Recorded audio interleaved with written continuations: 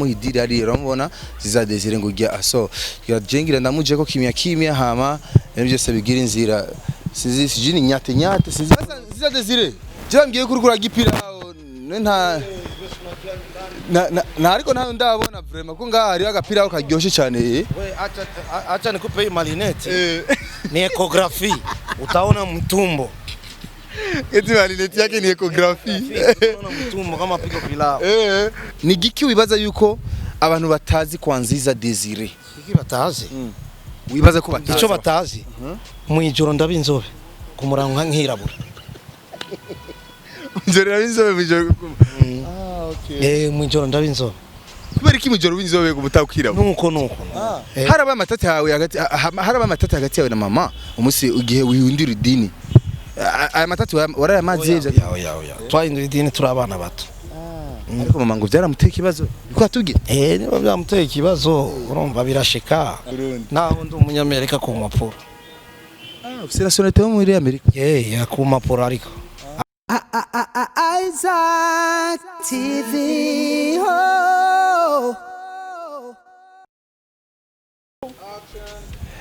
Yes, 1 2 numunezero tugere teko gusubira guhura namwe bakuzi ba Isaac TV aho muva mukagera. Merci beaucoup urakoze cyane kuri umaze kugira subscribe baze kwiyandikisha ukuja mu banywanyi ba Isaac TV, so urakoze cyane uruiteka uruwagaciri wacu, ariko turagusaba yuko uronse kino kiganiro ntutevye, fata link fast kujya uburindira gishika ibiganiro bya Isaac TV ucufatana kino kiganiro ugiha abandi kitange ma groupe za WhatsApp, Facebook, hose kugira tuteramane namwe. Isaac TV rero benshi barabisabye cyane ati no Isaac nukuri no uri mubiki ko tutarakubona uri kuravugana cyangwa uri kurayaga na bwana Ziza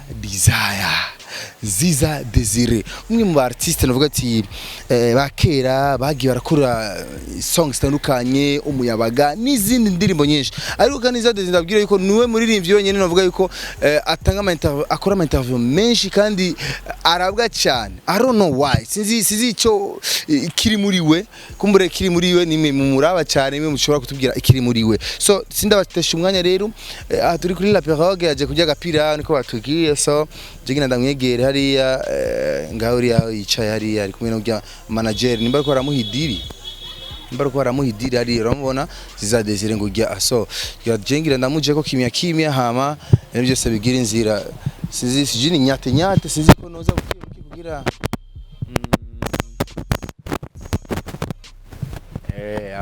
artiste yacu bwana Ziza Desire ni sawa, umeze neza? Reka nakora muziki kumwe na manager ni yae ugo bien safi kabisa. None Sacramento jana shaka tuvugane gato Isaac TV.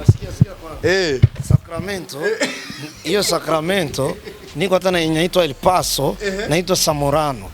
Sasa ile Sacramento mtoko mnalipa droit d'auteur, ile msiitilize sana. Tinangu Desire Ziza Desire muta tuyagi waga uri hiyo canke tujo ka jardin ga tuteremuke ka jardin je munga no fresh kugira manager tumu fresh kabisa. Sasa Ziza Desire jambwiye kurukura gipira nta ariko ntayo ndabona vraiment ko ngaha hari agapira aho karyoshe cyane we acha nikupe malinete ni ecography utaona mtumbo eti malinete yake ni ecography utaona mtumbo kama pigo pilao sasa ndana gatebe nanje nicare bwana na Ziza Desire vunurabere sana. Yo asante Igratero cyitwa yani kawaida tu ni nayo burya ama slogan ya iri jambo rya Sacramento n'amazina bira hakuna command ya mtu mwingine sivuga ngo ni kampuni cyangwa sivuga gisigura kino ico kizi we nushaka kukonda gusigurira ifuriye nukuriya sawa. Ziza Desire rero musi like twabonanye mutama ushite mu Burundi akayagukabona guti niko karibu ya Tanganyika niko kula pirogue hapa kwa ndugu yangu Shabab wako nje kujya neza hari ibyo hari ni problem habina go me hapa ilikuwa biko na go Dariya ntago bifise. aya abina nibifise gusa ngabi bitaryoshye cyane. Okay.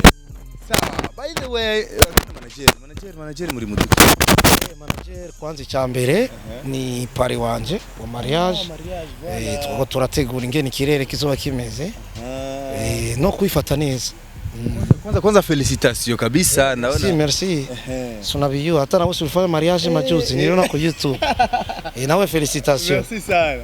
Asante sana. Sacrament sorry. Desire Nziza Desire.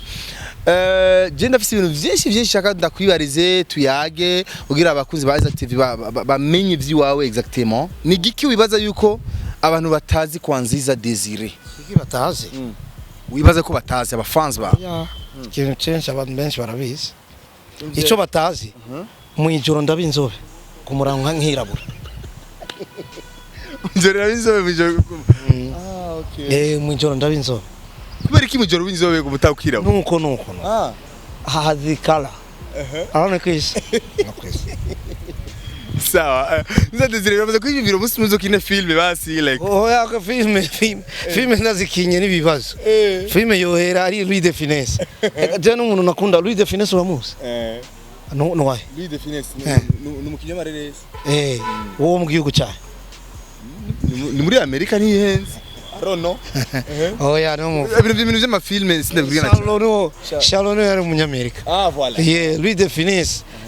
Louis de Finesse yari umufaransa. Twamubona kera turi abana muri televiziyo. Nakunda comedy. Kandi umuntu akunda comedy ni wa muntu adakunda ko abantu bashavura. Nico kuyaga amajambo yandi y'amasi rafuke tuyaga y'amajambo ya hihi. Sawa. Okay, madame wanabonye umenga yitwa Bijou. Naraba madame. Okay, mtarajiwa wapi? Arachari fiance. Fiance wawe. Naza madame lo. Kwa gatanu. Bugye je nkibona invitation yawe Nziza Desire je narakangutse gaze nzi ko bubatse usina abana. Ya Jeff umwana umwe. Sirabwubake. Mwana arigeze kugira umuntu ariko waratevye. Nageze umuntu. Okay. Ariko nivyakunze. Uyo muntu bura mwarabana gusuko nyene. Twarabana mu nzira nziza. Zidini nyene. Hanyuma mu nyuma rero nitwahuza kwimuka. Umwe ni yashaka kwimuka undi ni yashaka kwimuka. Okay. Byacha bitusaba rero reka tube separe umundi tubandanye ubuzima. Okay. Sawa, Nziza Desire mu bisanzwe for real. Turekanye kubesha tutagiye no tugarukino usanzwe ukora iki mu buzima bwa misi yose duhere muri Amerika wakora iki? Muri Amerika nkora nk'abandi mbaho nk'abandi ndatonda ku kazi nk'abandi. Ukora iki exactement ibikorwa bya misi? Ibintu nkora ni byinshi ariyo muziki. Yavuze ngo sometimes urakora ubukarani sometimes. Byo nkitangura. Ugitangura ugishikayo. Nkitangura ubuzimwe mwanka hariya nibwo buhemba. Ubuzi ubona buciririse. Hariya niho buhemba. Gukoropa. Byose nakubuye ibintu byo ni byinshi. Je misi kwa gina zara ukazi. Ariko ubu ndadeliver ibintu. Nkabitwara tuvuge ndashaka gutwara nk'imiti nkayitwara mu farmasi nkayitwara ko kija gihugu ni continent waje kuva ngano mu Kayanza ari ville ariko ntwari ibintu byo kwiyunguruza. Okay. Transport. Abantu bamwe baragiye baravuga ati Nziza Desire sometimes n'umuntu aboneka ari gihe nyene kuri social media yaka nyene ugasanga hose ni Nziza Desire hose nigihe kandi upotera iyo poteye uburi mubi. Iyo mpoteye mba ndi mu yindi strategy yo kwiyumvira uko ngaruka. Ni kuri yega abantu urabiza abanyafrika cyane East Africa yacu bakubona cyane urabaduhira. Ariko bakura ngo wahuraye umwe wese akashaka kumenya iyo wahora. Nuko ifo gupotera ukagaruka. Gupotera ukagaruka. Nivyo byiza. Uko umuziki wawusize nuko usanze. C'est la même chose. Hariho icyahindutse n'amajambo gusa. Amajambo ni yahinda. Gute? Ibyo bagira ibyo kwiryoherwa mbwa twekera twagira ibintu byo guhanura. Niyo ari difference. Okay. Kandi ibyubu ari ama social media twege icyo gihe n'ama social media yarahari. Ibyubu barababona cyane ku matelefone kera kugira ubone televiziyo watazwa kurindira ukageje mu rugo. Kandi indirimbo wabona rimwe muyinga. mugabo ubu urumva urafyonda ukumviriza indirimbo urafyonda urumva nurinda kumviriza radio. Okay. Amwe makuru naronse ndazi ko turi mu bihe bya corona covid. Waciye waje gute? Of course urabonye ko waciye mu Rwanda. Ari kugira mu Burundi waje n'indege waje Oya. Leta mvye yaramaye uruhushya rwo kwinjira. N'indege? Oya. Naje n'umuduga. Okay. Sawa. Nice. Hariho video yawe mejeje kuraba kuri YouTube mukanya. Like imaze nka 2 semaines iri kuri ma views gushika kuri mwati kuturayiraba je ishigize ku ma views 2000 n'amajana 2 barenga gato. Urabona neza yuko umuvuduko ufise kuri social media ungana n'umuvuduko w'indirimbo zawe uzishize kuri social media? Oya twege urumva ndimo murambya n'abahanzi bakeye nushobora kwirukanka no gwaruka abubu bafise uko biruka bafise na generation yabo. Twege generation yacu kugira je kuri YouTube kugira je navyumva kandi ubu umwana wubo umwerese indirimbo zacu we yibonamo wabashaka arabe vya bindi bigezweho cyo tuba twikwije. Ari ni video uriko gusura warabakubisemo? Oya nuko gusa mu producer naye namwangeye umwereze atera mugabo byaranse. Ndavuga nubundi kuko iyo publicity nagiriye ijya hotel nibo birondeye ujya mukobwa kumwishiramo. Takikali. Mi ule ni mtoto kwangu yari nk'umwana ni nk'umwana mbyara ndabona guma gukora ko afise 20 ans urumva nimba nkora ko wewe rero nivyo washaka kuraba. Niwe nakubwiye ni generation yanyu wowe ushaka kuraba gukore ko mugabo twege generation yacu abonye nkabijya acabwira umwana agenda kujya nico kibazo. Ariko igikuru hari radio irazivuza abantu bakazumva no yo ma YouTube mwe mwirukira ma YouTube kugira ibarihe mugabo twe turafisa handi tukura kanoti gusumba nayo ma YouTube. Urumva nico kibazo cy'ubu umuntu akishira indirimbo akavuga la kugira ngo aronke YouTube. No musi YouTube nivyahera nta kintu kidahera azoba yindi social media. Igikuru n'indirimbo bayumve bayitambe hanyuma ibi by'ama views sinzi ko bigenda kandi sinabikurikirana. Ariko kwishirira ko basi ndayishira ko mugabo cyane ama radio akaba zifise. Sawa nta radio sindaba YouTube na internet ndabarungiya kuri email kubera quality bayumve neza. Uravyumva? Iyo songo yaririmbiye hanze no mu studio yiwanje yitwa Leila's Production. Wow. Studio kwa iwanyu byose ariyo nindi shasha ariyo nindi zuke nshasha izosoga ku muso mariage ndayikumvisha. Wow, exclusive kandi no kuri ecran vraiment ndabona washizeho umusheri wawe byose ushaka ndagushire wowe turabe telefone yawe washize umusheri wawe. Okay, none Ziza Desire reka mugiye kurandira iyo ndirimbo nacu irondeye gusa turaza kumviza gato wow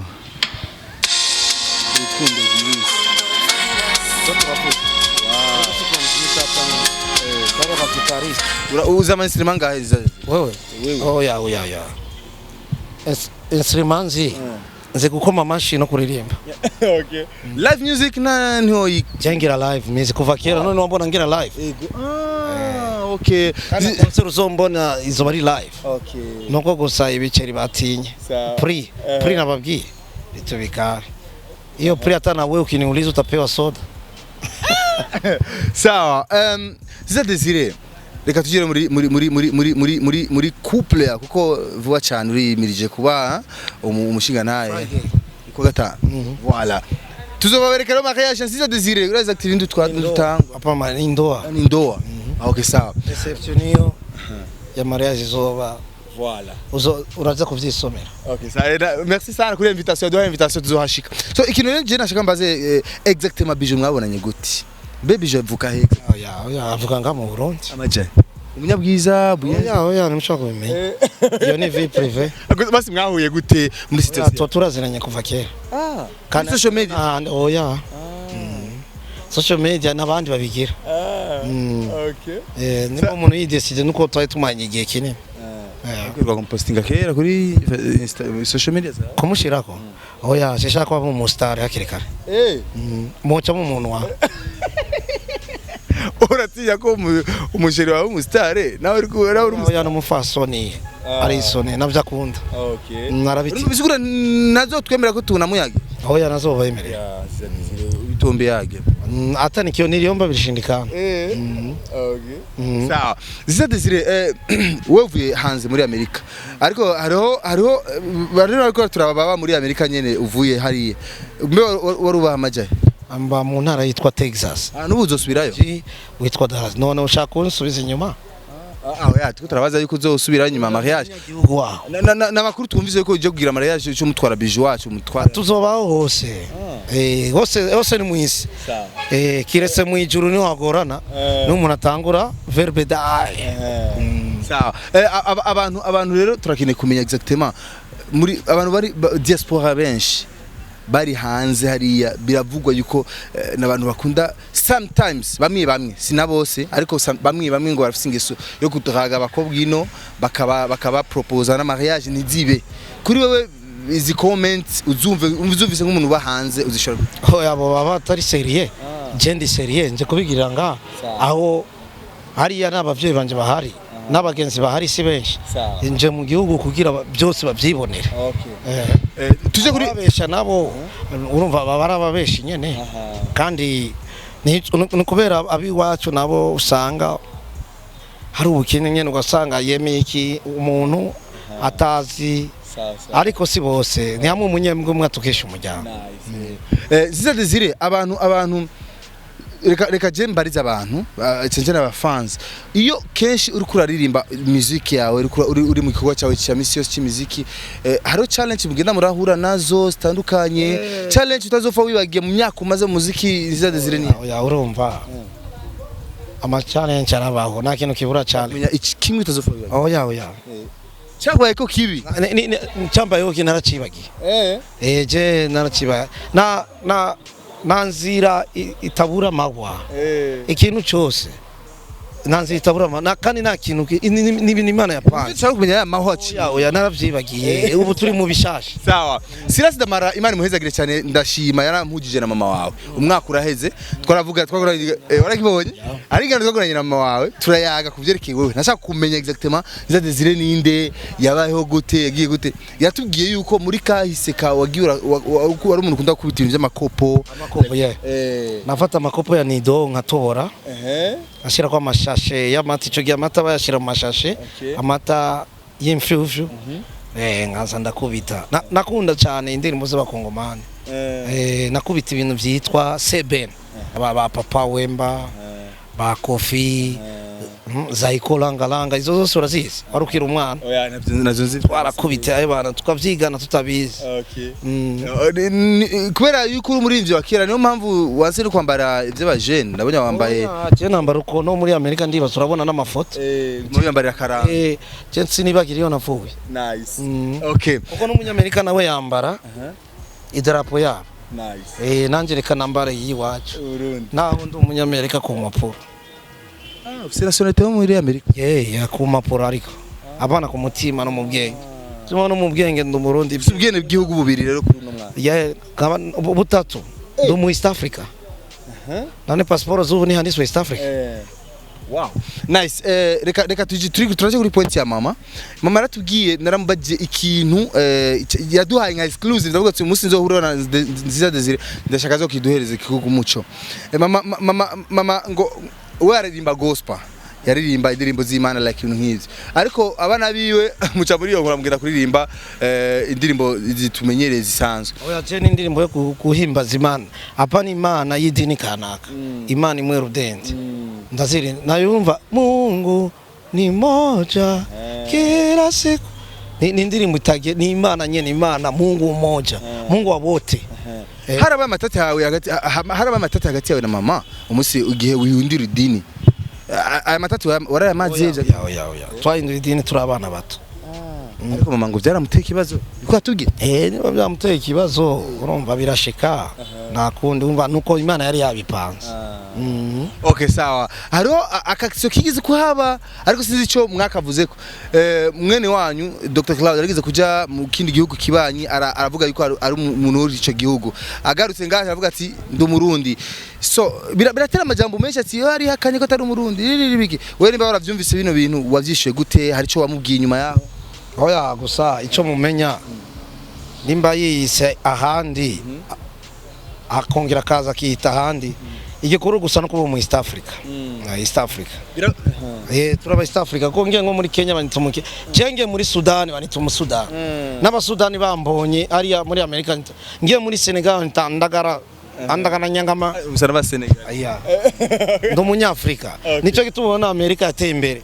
Abantu bose uruwera, uri umuzungu, uri umumetisi, uri umuki, uri umushinwa, uri umurundi, uri umuganda, uri umutanzania, mwese murabaki? Abanyamerika. Sawa.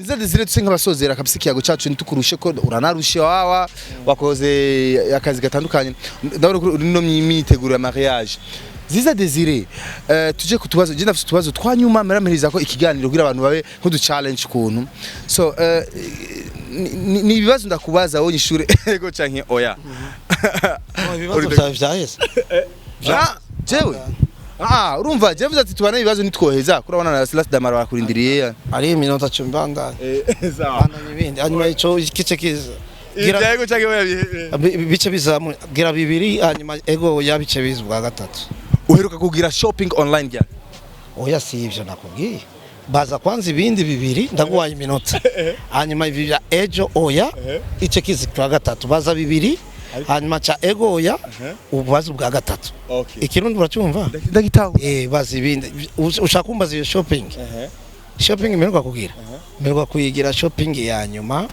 inzanga online kugura ikintu online oya je singura online jengera order yanje muri company muri izina ya imuzo wambara zose ngaha ni nagiye muri magazine okay sawa Ziza Desire aba ni equipe yari wacu yitwa Cowboys kina football americain rero ndayikunda vyatari urumva yini jersey yawe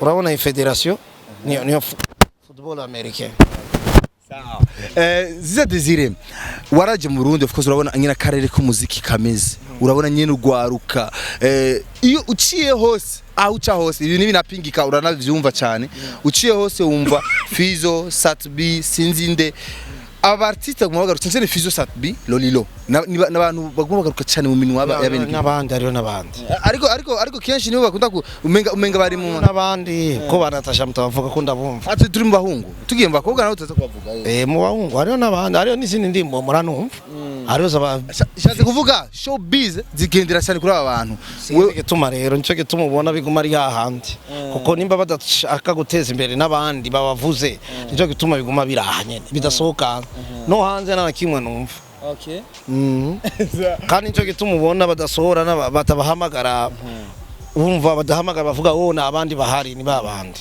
ivyo si byiza iyo ni problem ya mwebwe ama social media n'ama radio Ziza Desire Imana iradufashije turabonanye urahuye Big Fizo Satbi na Lolilo abo nyene dawe tuvuga tuvuga ati bari kumwe ngaho Farias nawe twari kumwe narabonye ni photo kandi no kuri mariage bazobari cyakumenya rero uri kubwira abo ngabo bose ari batatu muri caranye bose Satbi yo muhanuriki Fizo muhanuriki Lolilo ikintu kimwe ubahanura ngaha imbere y'urukundo bagira urukundo urukundo nicyo gikuru nicyo cyatumye natwegekera dutera imbere kuko kera ari amabifu yarahari cyagiye cyacu hari abantu bumva ngo hariyo amakompetisiyo nango namukora umuziki neza kuko twari dufise abantu bose baradushikira urukundo nta muntu atagira show atahamagara ubundi nubizi Saka Plage nubizi tugicanga kuri 103 tubwize show mugabo ugira show arahamagara ubundi bose amafaranga bayashize mu twe twashira ku rukundo kera sawa mu gusozera rero reka tuje mu gusozera ego canke oya nibibazo gusa je ndakubaza cyane nayo cyane okay sawa ego canke oya Ziza Desire aramaze kubitwa catch kera Nisora ya albumu ya Kula Kulipa abatipe banegereye kandi ari muri taxi kuji 10 hamwe no kuji 8 bakani toa byote rafise chenete ariko ukuguru mbega waje gute bakani nyanganya na telefone hari kera 2006 ari 2006 ndavyibuka. Okay, Ziza Desire numu artiste kandi abonwa cyane kandi vyiza ko twokwigisha ururindi rwaruka kugira rwige vyinshi ibiruvi iwanyu. Ziza Desire burya umuntu agusavye yuko umuhanura uwo muhanura akoresha condom? Ukoresha condom? Yeah. Urayikoresha? Kera. Urazikoresha sana? Kera. Wowe ni ushize hiyo sana. Je na sana nashize ko.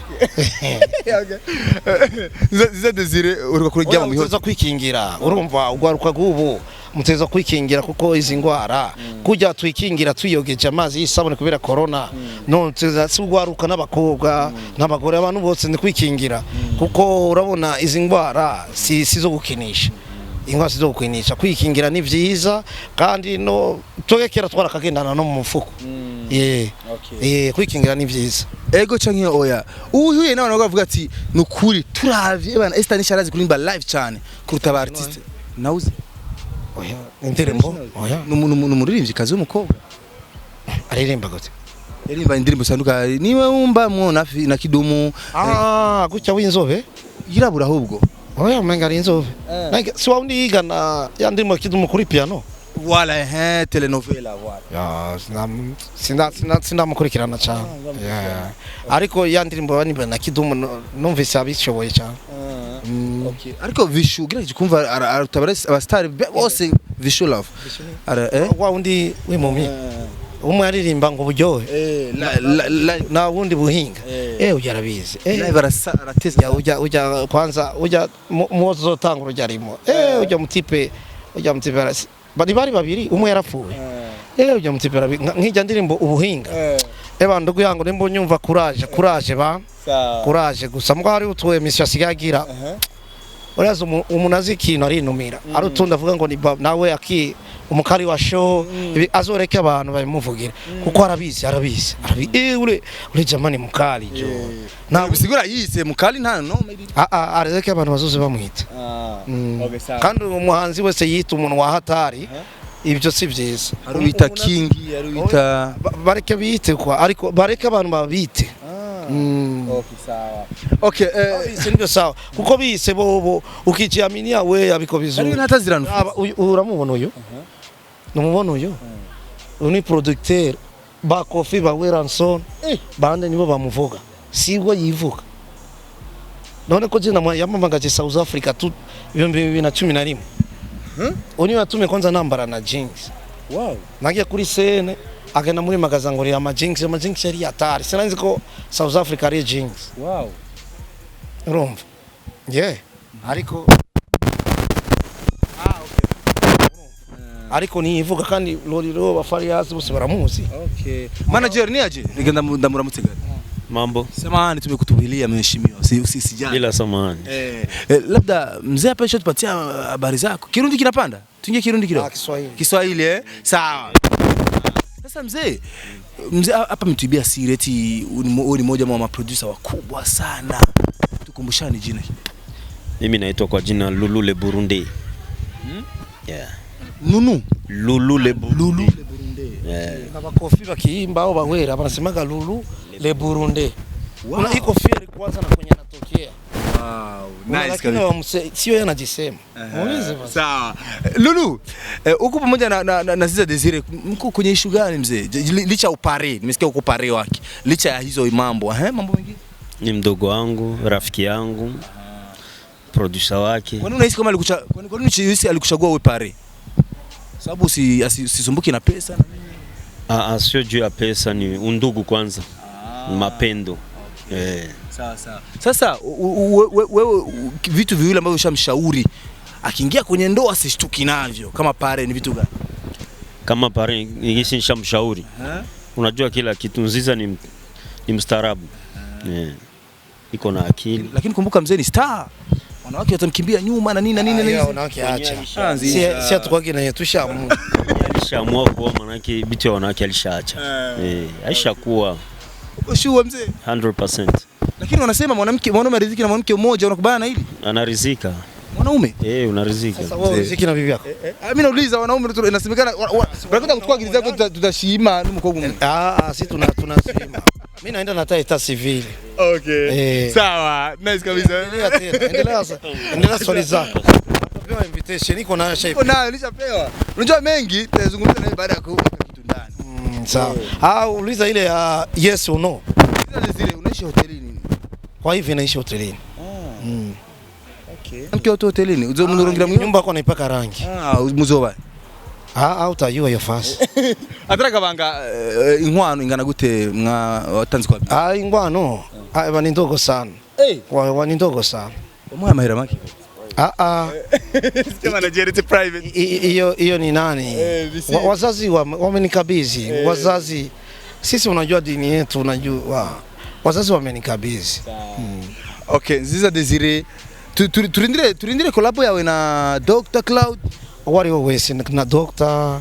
Ajishaka na Dr. Na kibazo kweli vraiment. Hiyo ni kazi tunapaswa kubonana. Vugishika nga. Tushaona.